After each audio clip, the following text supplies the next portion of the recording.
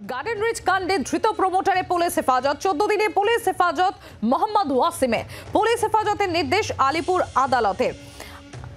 আমরা এরই আরো বিস্তারিত জানবো, আমরা কথা বলবো আমাদের প্রতিনিধি বিক্রম দাস রয়েছে আমাদের সঙ্গে। বিক্রম, 14 দিনের পুলিশ হেফাজত হয়েছে ধৃত প্রমোটারের, কি সওয়াল করা হলো আজকে?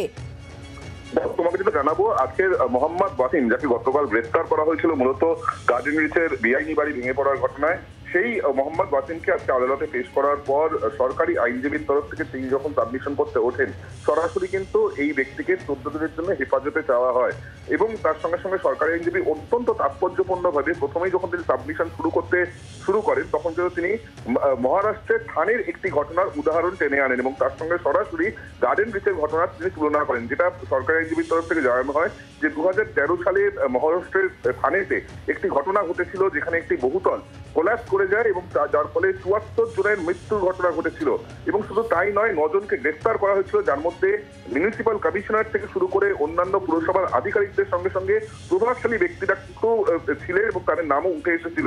এক্ষেত্রেও দাঁড়িয়ে কিন্তু একই রকমের ঘটনা ঘটেছে এমনটাই সরকারি আইনজীবীর বক্তব্য, যেখানে বেআইনিভাবে নির্মাণ করা হচ্ছিল এই বহুতল, যা হুড়মুড়িয়ে ভেঙে পড়ে এবং তার এই গোটা ঘটনাকে কেন্দ্র করে তিনি যেটা বলছেন যে আরো ব্যক্তিদের যোগ কিন্তু থাকতে পারে, এমনটাই তারা মনে করছেন। কারণ একজনের পক্ষে একটি 5তলা বেআইনি বাড়ি দাঁড় করিয়ে দেওয়া তা কিন্তু সম্ভব নয়। আরো কারা কারা এই ঘটনায় যুক্ত রয়েছেন সেটা খুঁজে বার করতে হবে। সেই কারণেই কিন্তু এই ব্যক্তি অর্থাৎ মোহাম্মদ ওয়াসিমকে হেফাজতে নিয়ে জিজ্ঞাসাবাদের প্রয়োজন রয়েছে, জেরা করার প্রয়োজন রয়েছে, যাতে আরো ব্যক্তিদের নাম বেরিয়ে আসে। সেই কারণেই তাকে পুলিশের তরফ থেকে নিজেদের হেফাজতে নেওয়ার জন্য আবেদন জানানো হয়। অপরদিকে জানিয়ে রাখবো যে মোহাম্মদ ওয়াসিমের হয়ে কিন্তু কোনো আইনজীবী সেই অর্থে দাঁড়াননি। সেই কারণেই লিগাল এডের তরফ থেকে সরকারের তরফ থেকে তাকে একজন আইনজীবী দেওয়া হয়েছিল তার ডিফেন্সের জন্য। তিনি কিন্তু জামিনের আবেদন করেছিলেন, সেই আবেদন খারিজ হয়েছে। আপাততভাবে এই মোহাম্মদ ওয়াসিমকে 14 দিনের জন্য হেফাজতে পাঠিয়েছে, পুলিশ হেফাজতে পাঠিয়েছে আদালত। তাকে হোমিসাইড শাখার অফিসাররা কিছুক্ষণ বাদেই কোর্ট চক্র থেকে সরাসরি লালবাজারে নিয়ে যাবে, সেখানেই তাকে পরবর্তী 14 দিন জিজ্ঞাসাবাদ করে এই সংক্রান্ত বিষয়ে জানার চেষ্টা করবেন তদন্তকারী আধিকারিকরা, এমনটাই পুলিশ সূত্রের খবর।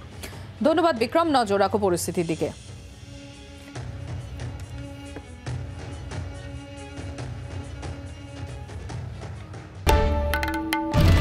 বাংলার আওয়াজ, বাঙালির আবেগ, জি 24 ঘন্টা।